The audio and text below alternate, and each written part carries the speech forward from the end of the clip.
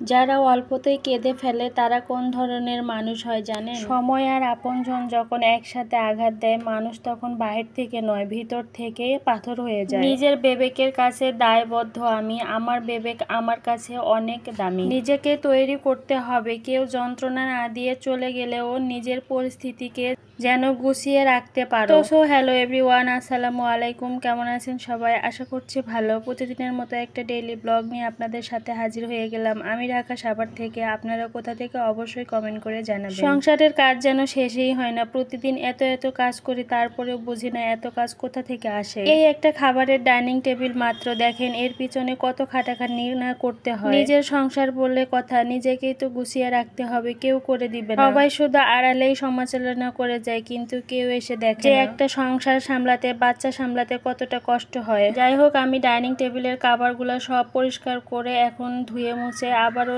টেবিলে বিছাইয়া দিলাম। আমার মনে হয় কি জানেন, ডাইনিং টেবিলটা যদি একটু পরিপাটি সাজানো থাকে তাহলে কিন্তু খাবারের রুচিটা আরো বেড়ে যায়। আমি আমার মতো করে ডাইনিং টেবিলটা সাজিয়ে রাখি। আপনারা কে কিভাবে রাখেন জানি না, অবশ্যই জানাবেন। আর এই তো এখানে টেবিল ক্লথ বিছাইয়ে এবার উপরে একটা রানার বিছিয়ে দিলাম। অনেকে দেখি ডাইনিং এ হিবিজিবি অনেক কিছু রাখে, আমি এটি রাখতে পছন্দ করি না। এই জন্য একটা ফুলের টবে শুধু কয়েকটা ফুল রাখতেই ভালোবাসি। আসলে সবার পছন্দ এক না, সবার পছন্দ আলাদা আলাদা। খুঁজতে যাই আমার আমি ছাড়া আমাকে বোঝার মতো কেউ নেই। কোনো মানুষ যখন ভালোবাসা হারায় তখন সে মোমের মতন জ্বলতে থাকে, মৃত্যু পর্যন্ত জ্বলতেই থাকে। কথাটা সত্যি। সুখে থাকলে ভালোবাসার মানুষের অভাব হয় না, আর দুঃখে থাকলে নিজের ছায়াটাকেও পাশে পাওয়া যায় না। আর এই তো টেবিলের সব কাজ করে ফ্রিজে আসলাম। কি রান্না করব এটা ভাবতে ভাবতেই তো আমার অনেক সময় পার হয়ে যায়। ফ্রিজ থেকে আমি মাছ আর মাংস বের করে নিলাম, আজকে রান্না করব। আর এদিকে কিন্তু ফুলগুলো আমি ধুয়ে দিছিলাম, সেগুলো শুকাইতে দিলাম। তারপর আবার বাচ্চাদের জন্য সেমাই রান্না করতে আসলাম। এই সব ভিডিওগুলো হচ্ছে ঈদের আগে বানানো। ঈদের আগে আমি সময় পাই না, এই জন্য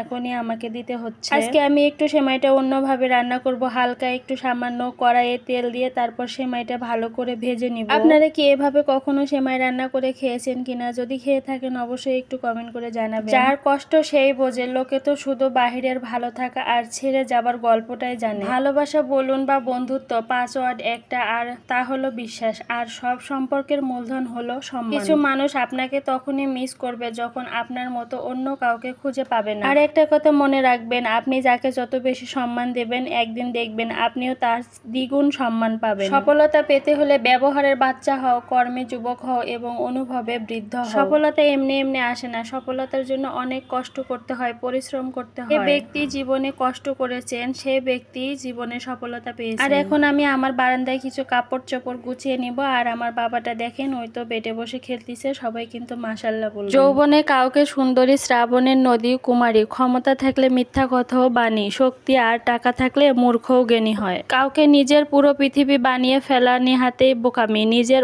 জন্যও